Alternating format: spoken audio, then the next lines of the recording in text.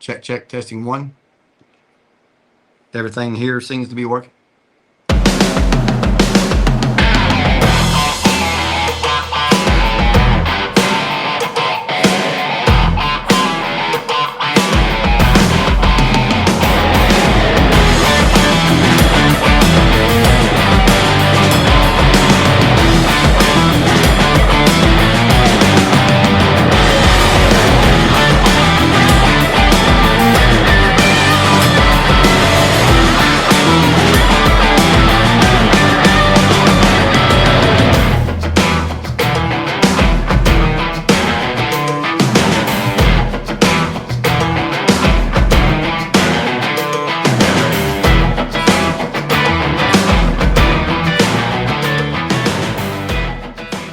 Welcome back to Southern Tulane. This is our season 1, episode 15, and he is calling the Golden Doodle over. So welcome, Sully. It's not the intent. To the podcast and video. Those of you that are not watching, well, you're missing the Doodle Show. Anyway, so we are back and excited about continuing this podcast. And we've got a lot of things that we've got that has happened since we did our last one back in March of this year when we were in Daytona. We just released an episode of a transition from Ragnar Riders to Southern Tulane. So this is really our first official episode of Southern Tulane. So welcome, DJ. Good to have you, buddy. What you been up to? Same stuff. Different day, man. Getting ready to kick off riding season. It's been so hot. We've gotten a few little rides in when I could, but I'm anxiously awaiting the weather change and get to lay down some miles. You guys, and we mentioned in the last episode that you and John actually went to Missouri. Yeah. And you guys experienced the same thing we did in Sturgis. So we were in Sturgis for 2 weeks, and the first week it was 100 degrees, and then the second week it was 80 degrees, which we loved better. Mm-hmm. But we got to experience both worlds, and I think you guys either started in the cool or ended in the warm, or started warm into the cool while y'all were up there, didn't you? Y'all were only there for like what, 3 days, 4 days? Yeah, just a few days. But man, that first evening that we got ready to, I think we were leaving dinner one night or something, and I think we rode a few miles down the road and then pulled over and were like, I gotta have some sleeves on. This is what I'm talking about. Yep. It was quite refreshing. You know, I have come to realize that I will ride in about any type of weather, barring the grazing the garage door and it be pouring down raining outside. All right. But I will say there is no replacement for, 70 to 85 degrees, sunshine, and things of that nature. You and I have, I don't know how many times we've left early to go to rallies and riding, whether it's Daytona, Thunder Beach, or whatever it may be, and left with it in the 30s. Yeah. And we get halfway there and, leather's coming off, top, everything's coming off, and the saddlebags start packing. And before we get to where we're going, we're in short sleeve shirts and enjoying the weather. But sure. So it's all types of weather, but that's the fun of riding, right? You get to ride in the heat, you get to ride in the, we rode in some rain. We came home a couple nights from Sturgis, trying to beat the weather, thought we were smart, and we were not. We got drenched. Like I said, wouldn't have taken off in that, but we just embraced the wet, pulled over under an overpass, tried to hold on, and I told Jeremy and Chris, I said, well, we're already wet. Put it in gear, let's go. Yeah. So we just went. But anyway, so all right. Guys, the title of this episode is New Blood, and the reason it is because I mentioned on the last episode when we talked about transitioning that we've started riding with a guy that's a great guy who's got, and I'll let him tell. I was about to tell you what he rides, but that's his job. But we want to welcome in Chris Owens from Coleman, Alabama, and he will be joining us on a pretty regular basis. Chris, Ready? Give me a beat. okay, really, there we go. All right, and as you can see, he joins the Beard Clan. That's right. DJ is gonna grow one. We're gonna work on it. We've got some salve that we're gonna put on his face to open up the pores, and We Not gonna happen. we need to start a ZZ Top cover band. ZZ Top. Yeah, that's my goal. Yeah, we could probably do that. How you doing, man? Great, glad to be here. Awesome. Well, so his nickname is Tagalong. All right, we tagged him because every time we talked about going somewhere or doing something, that's all he replies to is, "I'm just here, man. I'm just along for the ride." Here to tag along. So he's Tagalong. So, Okay. Chris, what kind of bike do you ride? We'll start there, and then maybe we'll backtrack to kind of how we got introduced, and we'll start. Yeah, sure. Well, I have about a year ago, little over a year ago, the wife and I purchased a 2020 Harley Davidson Road King Special. Okay. And the color is specific, billiard burgundy. Okay. And we kind of fell in love with that. The bike had already, the previous owner had already done a stage 3.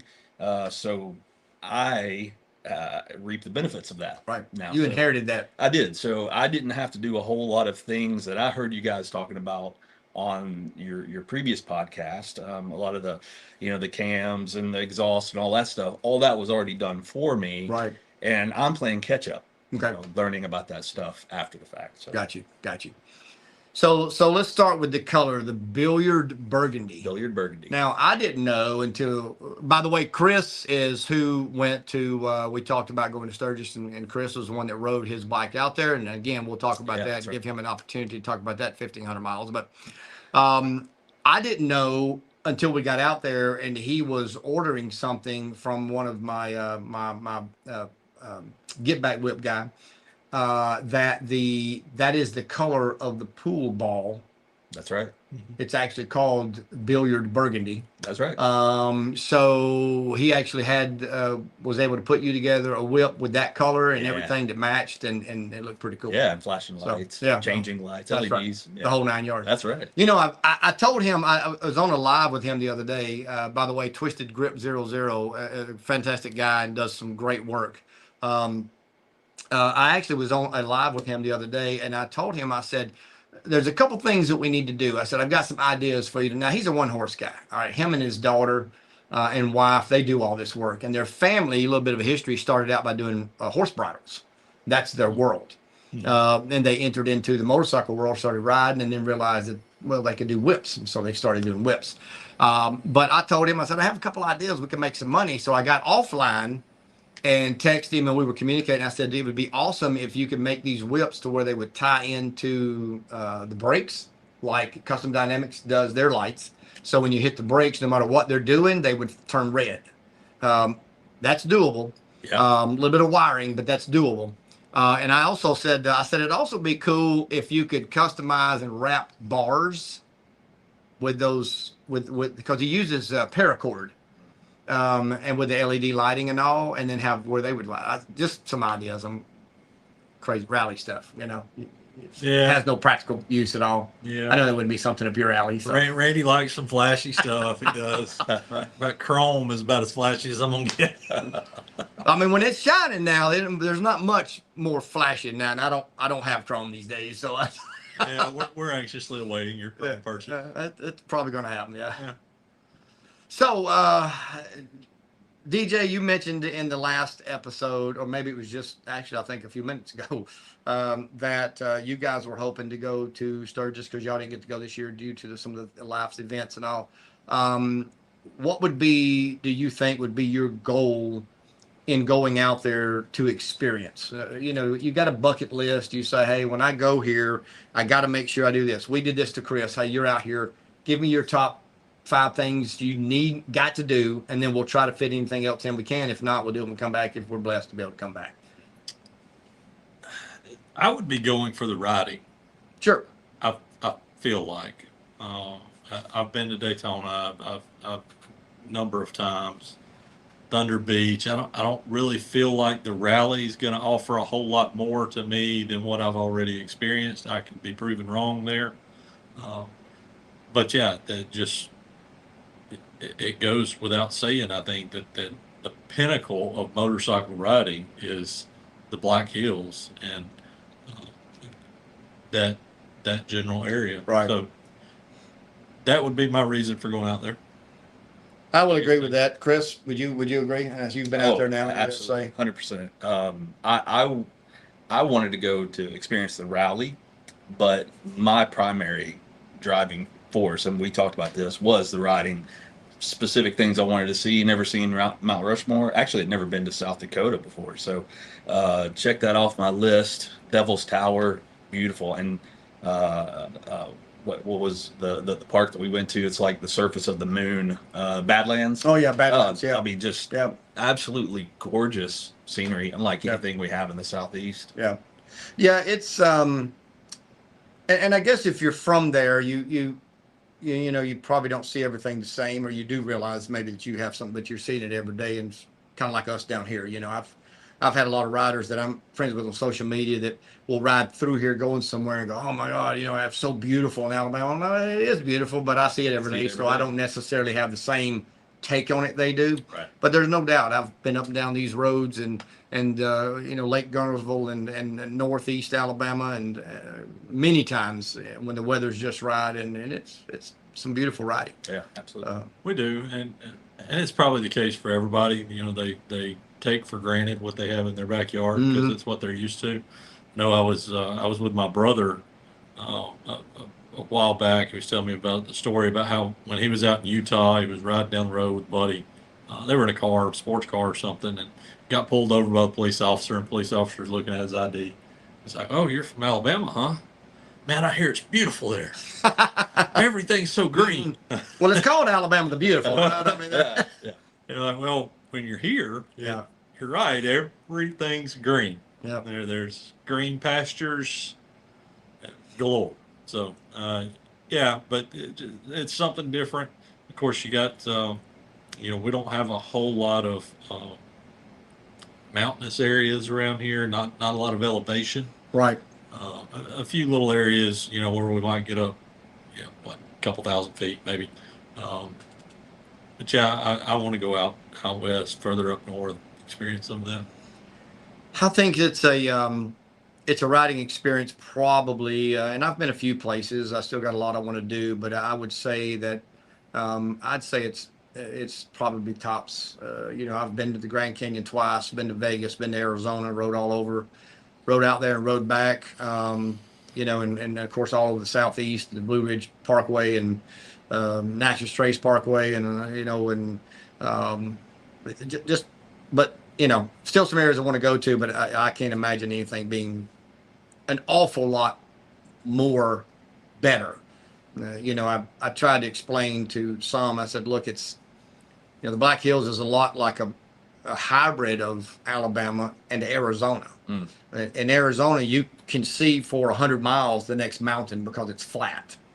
And in here, it's green, as we just said, but in the Dakota and the Black Hills area, you get that flat to see that the next mountain, but it's not desert, it's green, and there's trees. So you really get the best of both worlds. And but the mountains there, because of how they ride, yeah, it brings on a different approach to it. So, how about let's start with go into talking about your ride out.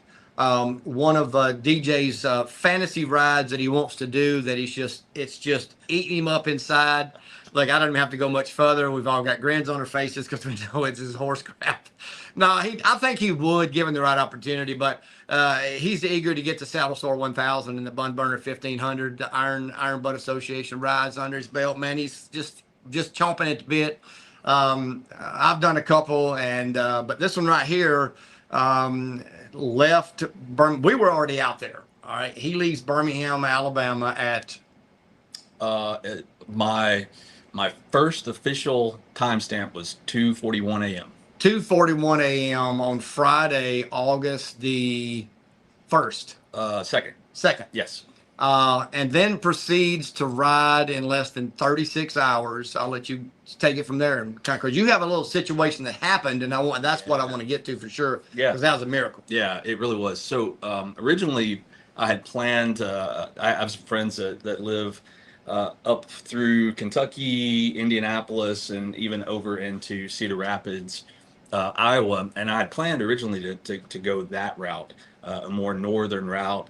Looking at the weather every day leading up to that departure date, it was becoming clear that I was going to be riding through a lot of rain. So ended up recalculating my route, going a southern route, basically from my home in Coleman down to Birmingham, over to Memphis, up Interstate 22 up to Memphis and across Arkansas, then north through Missouri, Iowa, and then west across South Dakota to get all the way to Rapid City and Sturgis.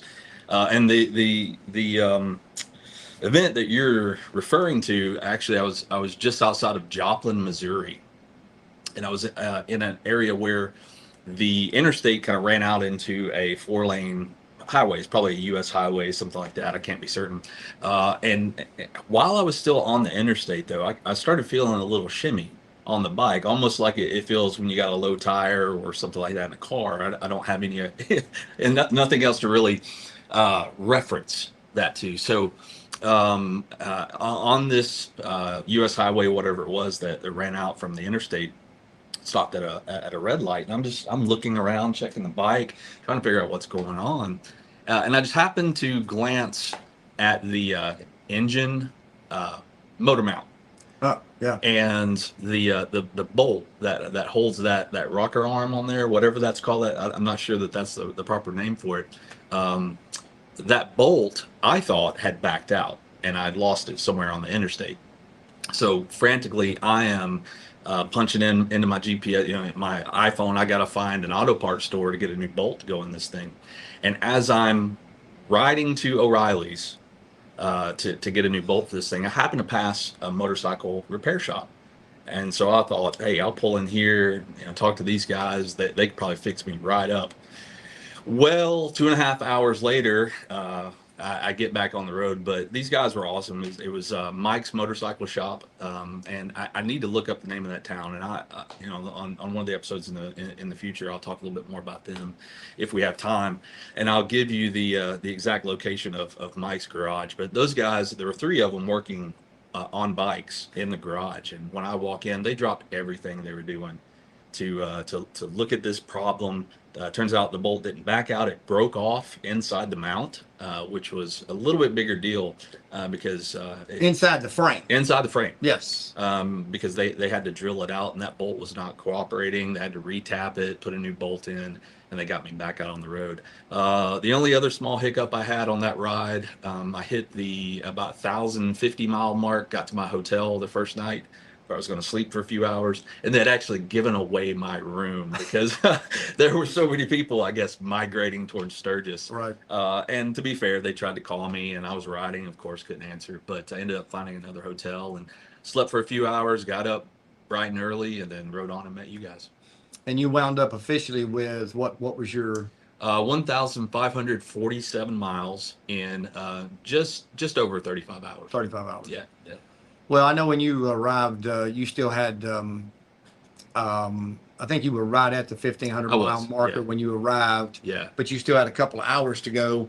So we rode to lunch. That's and snagged some gas on the way back to the house. That's right. So that you could get a few more miles in and get that time stamped. Right. And I had just ridden 1,500 miles, and of course Jeremy's like, hey man, you might want to take a break, take a nap, something like that. I said, I didn't ride 1,500 miles to take a nap. That's right. Let's go get at Yeah, it. So that's right. Yeah, so we went out, ate some lunch, and got some more mileage in, and I got that last gas receipt. Yeah.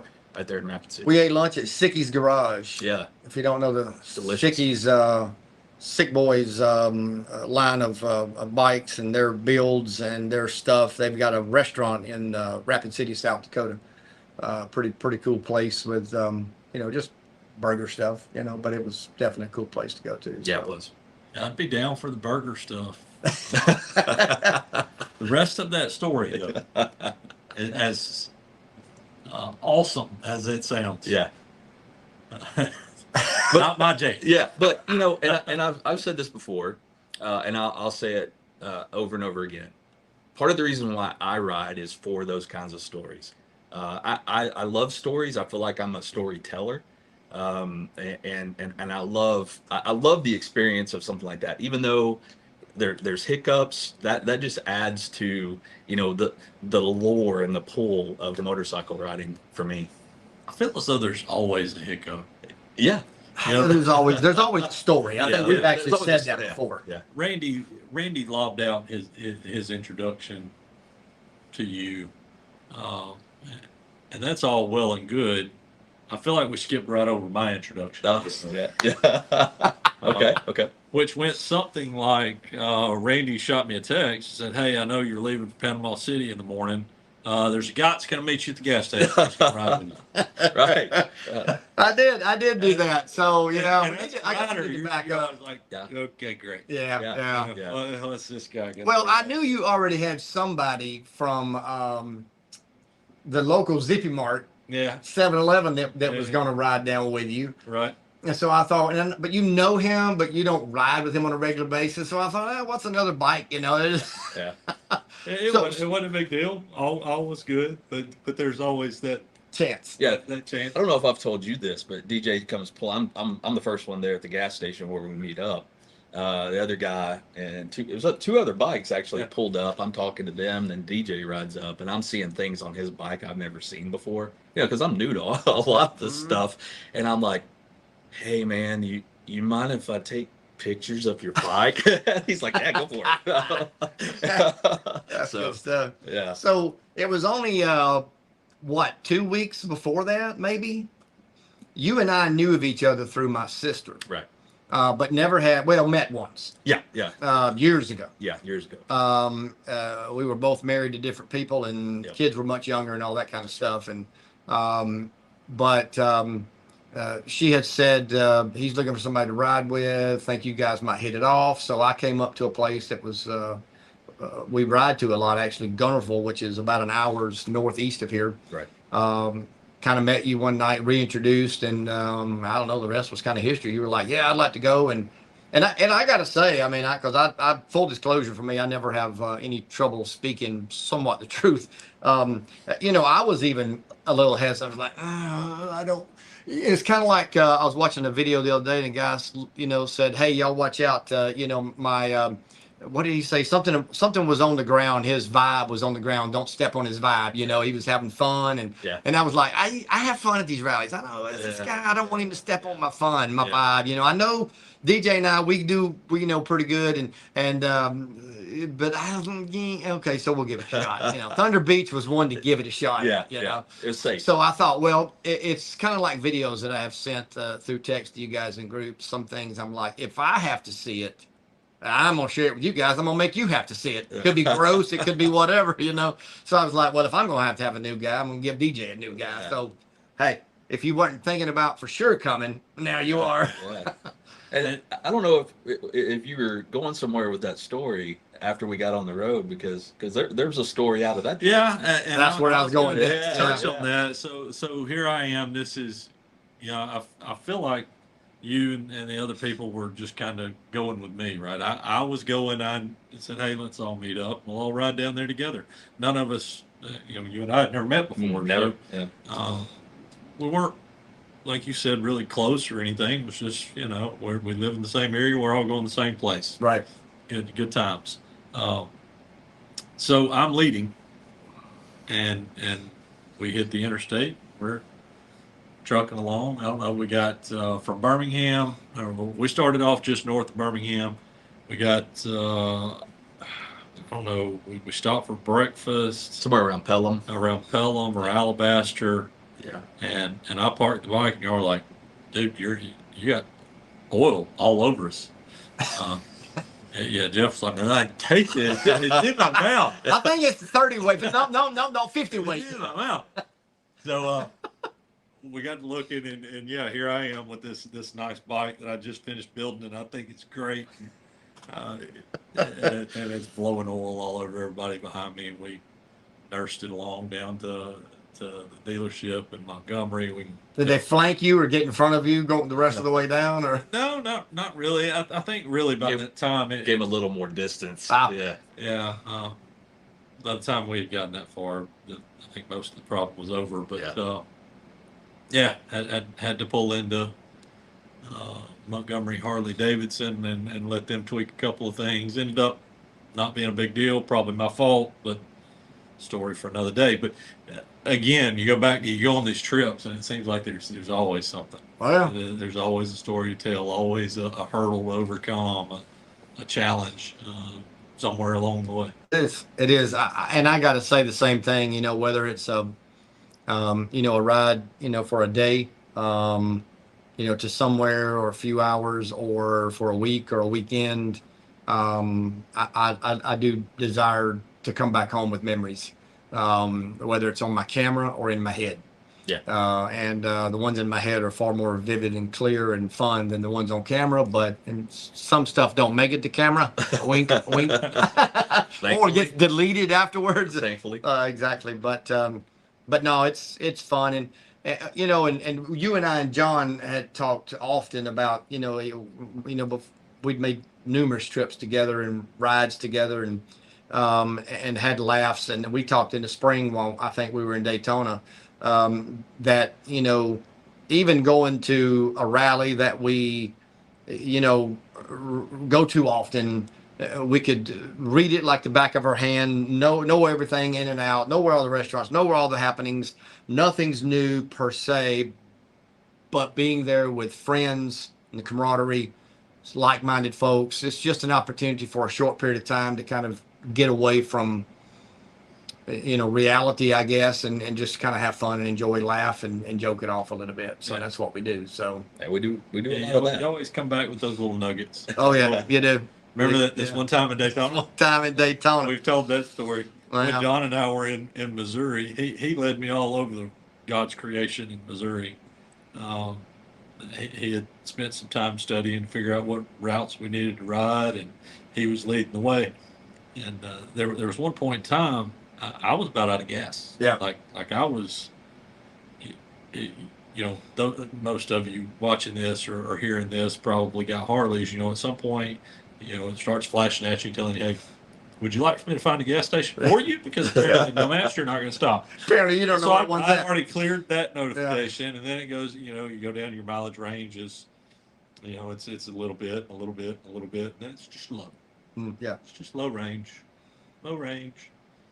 And It's no longer giving you how far. we had been tooling down this winding road for a good little while, and I just kept thinking that there's got to be a gas station. Got to be a gas station.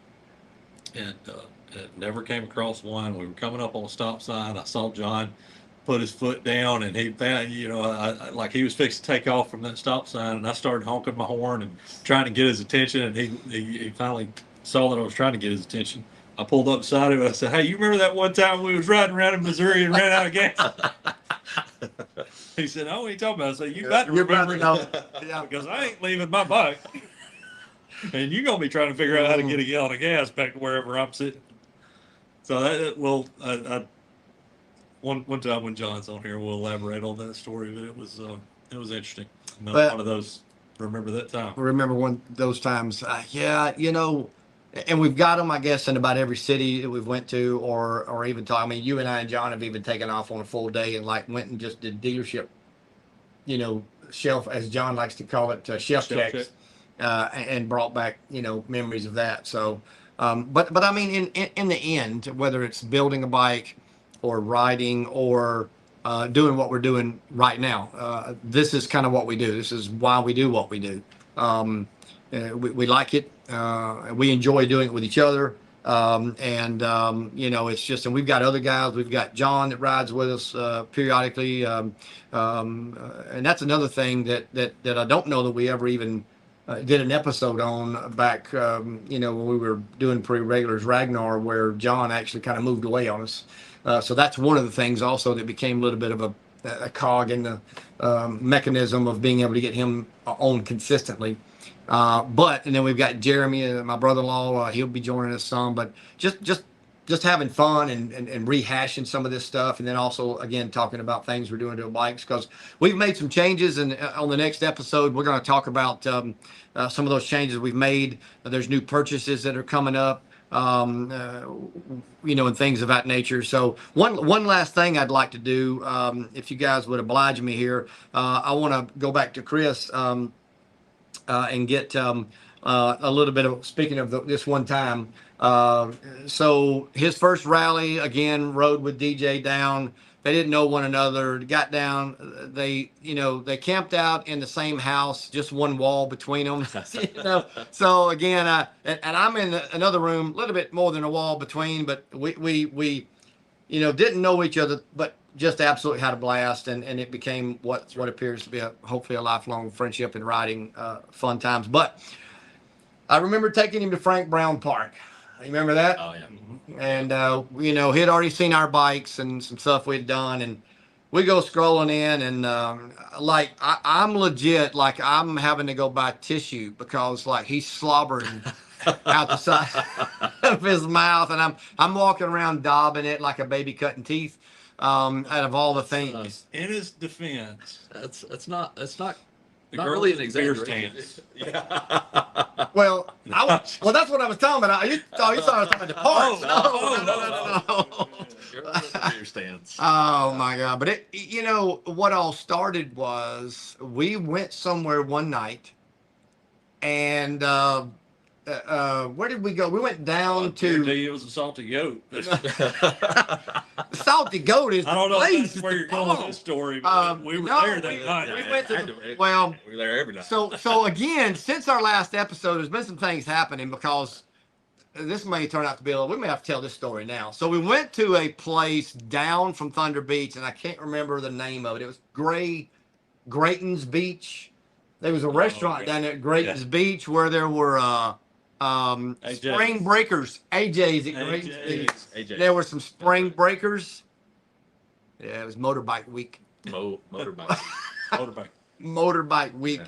All right, so let's scoot back, and then And we'll bachelorette parties. NBS and lots of them.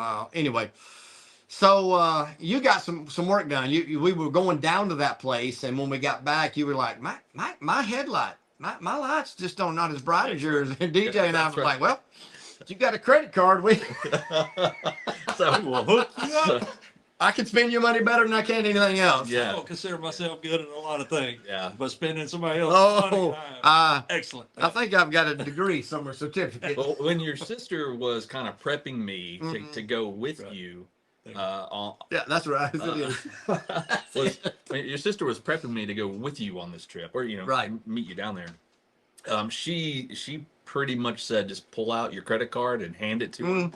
Let him take care of you. Yeah. He'll do it. So, and Jeremy said, Well, that's coming from experience, because the fall rally prior to that, which has almost been a year ago now, Jeremy and I went to Daytona and then to Thunder Beach and did the rounds. Yeah. He had never done anything to his bike. I mean, he bought it, and it's bone stock, other than I think he'd bought a seat. Yeah. He didn't come home that way. so yeah, we go out to this place, AJ's, and it's nighttime. We're riding there, and when we got to where we were going, I made a comment about my headlight. It's that factory dull yellow, Halogen yellow light. That's right, Yep. from Harley.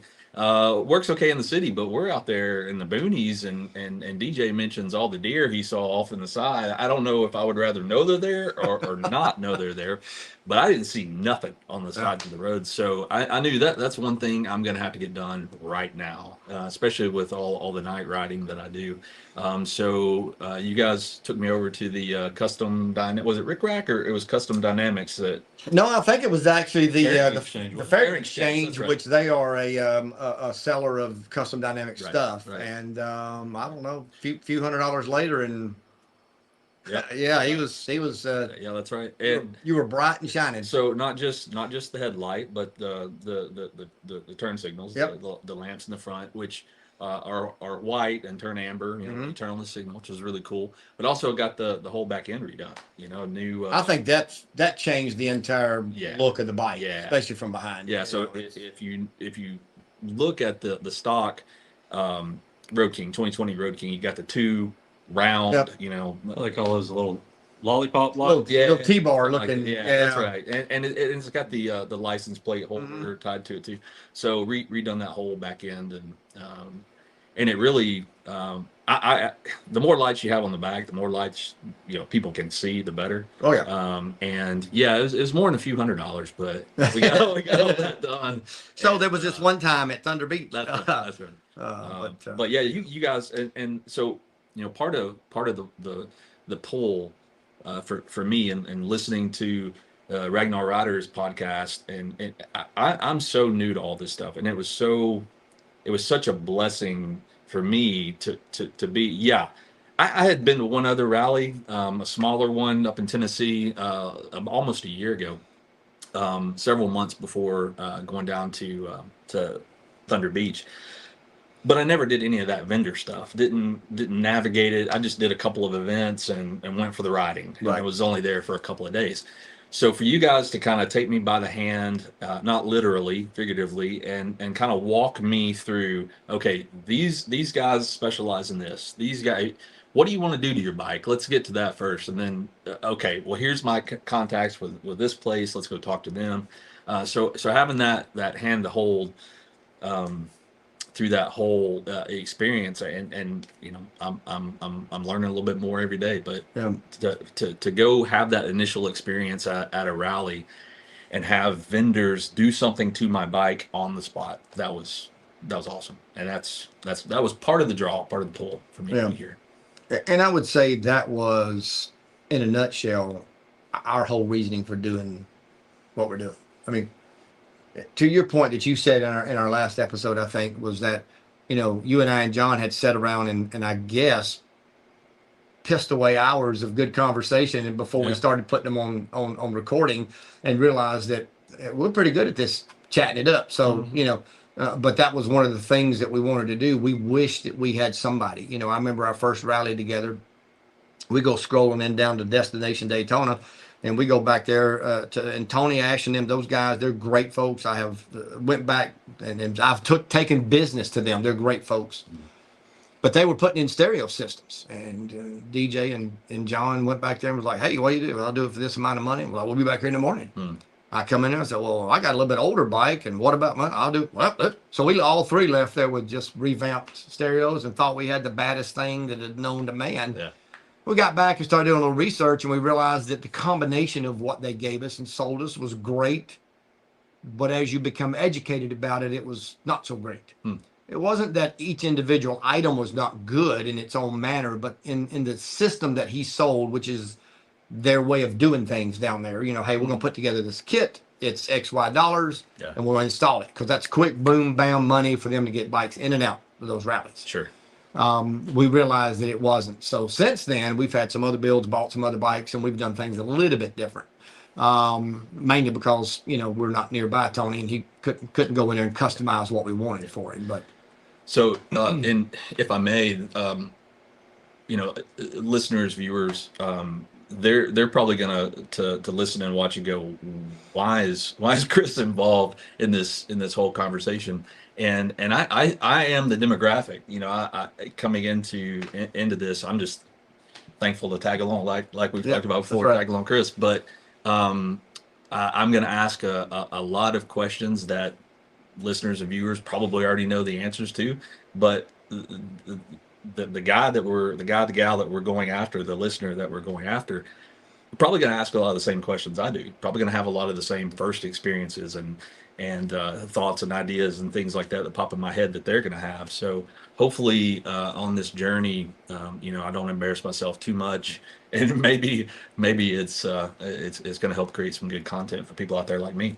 Well, I would say we had the same question. I mean, that's why we're here, right? Yeah, sure. And you seek answers to those questions, and you find yourself at drag strips and race tracks and audio competitions and bike shows and rallies, and you try and just pull all that information together and